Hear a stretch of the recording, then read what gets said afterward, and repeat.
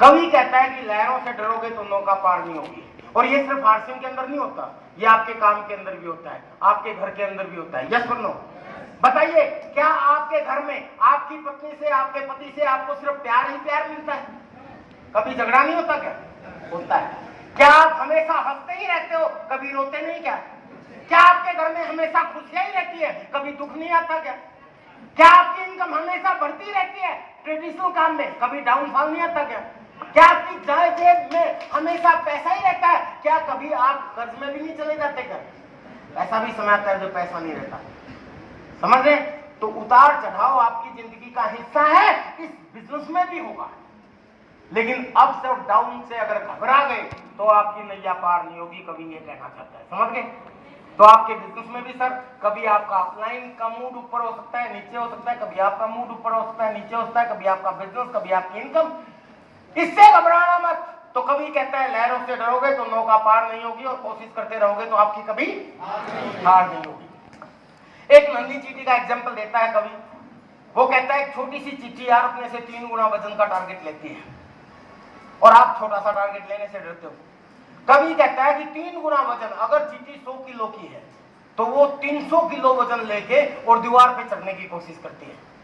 समझ गए आप सब?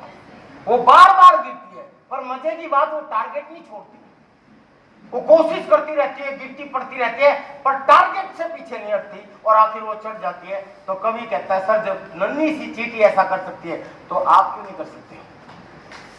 एक गोताखोर का एग्जांपल लेता है, जो समुद्र में जाके मोती ढूंढता है, पर उसको आसानी से मोती नहीं मिलते, पर वो जाता है, आता है, जाता आता है, पर काम नहीं छोड़ता, लगा रहता है, तो आखिर उसको मोती मिलते भी हैं। इसीलिए एग्जाम्पल ये है कि उनके उदाहरण के माध्यम से ये समझाना चाहते हैं हम आपको कि सर इस बिजनेस में भी अप्स डाउन चलेंगे, कभी आपका टारगेट पूरा होगा, कभी नहीं होगा। स्कोप बहुत बड़ा है। ये टॉपिक छूट गया था मेरा इंडिया वाला। अमेरिका में 18% की भागीदारी के बाद अमेरिका में ये कहा जाता कि 82% बाकी है, 100 साल हो गए। भारत में सिर्फ 25 साल में आधा % पे भी नहीं पहुंचे हैं सर। तो कभी कहता है लहरों से डरोगे तो नौका पार नहीं होगी, और कोशिश करने वाले की कभी भी हार नहीं होगी। नन्ही चींटी दाना लेकर चलती है, चढ़ती दीवारों पर 100 बार फिसलती है, मन का विश्वास, रगों में साहस बढ़ता है, चढ़कर गिरना और गिरकर चढ़ना ना करता है, आखिर उसकी मेहनत बेकार नहीं होती, और कोशिश करने वाले की कभी हार नहीं होती। ये कहने का मतलब है कि आप भी कितनी बार गिरते हो चिंता मत करो, लेकिन लगातार लगे रहो। डुबकियां सिंधु में गोताखोर लगाता है, जा जाकर खाली हाथ वो लौट के आता है, मिलते नहीं है मोती सहज ही गहरे पानी में, बढ़ता उसका हौसला इसी हैरानी में, और मुट्ठी उसकी खाली हर बार नहीं होती, कोशिश करने वाले की कभी हार नहीं होती। आप भी लगातार कोशिशें करते रहे सर, आपकी भी हार नहीं होगी। असफलता एक चुनौती है, इसे स्वीकार करो। असफलता एक चुनौती है, इसे स्वीकार करो। क्या कमी रह गई देखो और सुधार करो, जब तक ना हो सफल तुम। कभी कहता है कि असफलता एक चुनौती है। जैसे एग्जांपल के तौर पे अभी मार्च, इससे पहले भी आपने टारगेट लिए होंगे, मैंने भी लिए थे। कई बार आप सफल हुए, कई बार असफल भी हो जाते हैं। ये सुनो, तो असफलता एक चुनौती है, स्वीकार करो। क्या फर्क पड़ता है, टारगेट तो लिए ना। पिछले से पिछले साल मैंने आपकी स्टेज पे भी छाती पीट पीट के बोला इस बार विजय विरोधिया स्टार्स फायर जाएगा, नहीं जा पाया। क्या फर्क पड़ा? नहीं जा पाया, कोई बात नहीं, कोशिश तो की ना। हेलो, अगले साल चला गया, क्या बिगड़ गया? अगले साल हिंदुस्तान का टॉप किया मैंने। समझ रहे हैं?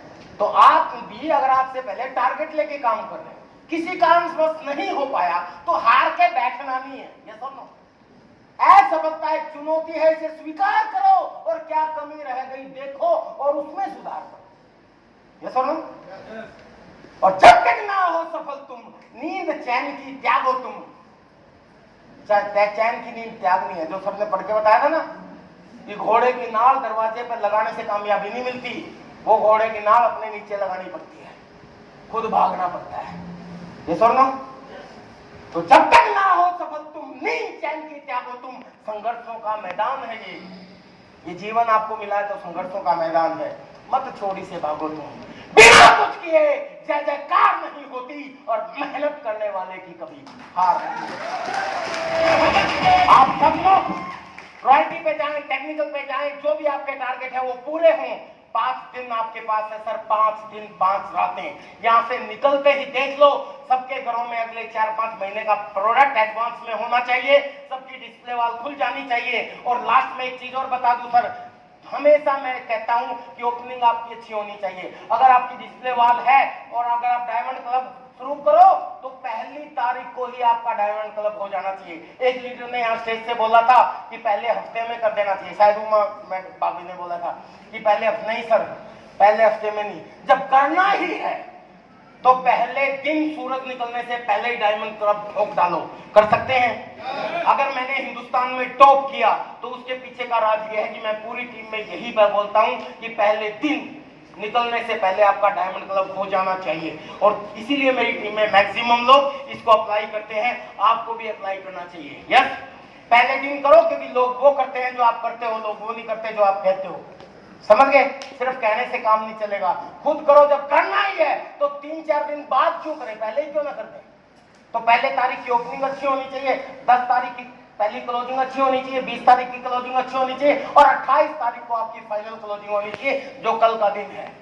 उसके बाद बचे हुए जो 3 दिन बच गए ना सर, वो तो अपनी टीम में जिन लोगों के टारगेट पूरे नहीं हुए, जो बेचारे लेट लतीफ हैं, उनके टारगेट पूरे करवाने के लिए काम करना है।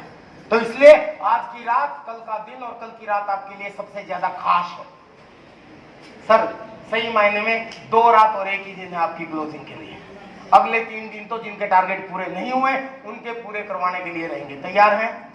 तो दिल लगा के काम करें, आप आगे बढ़ते रहें। मेरी शुभकामनाएं के साथ है। Thank you very much. जय आरती।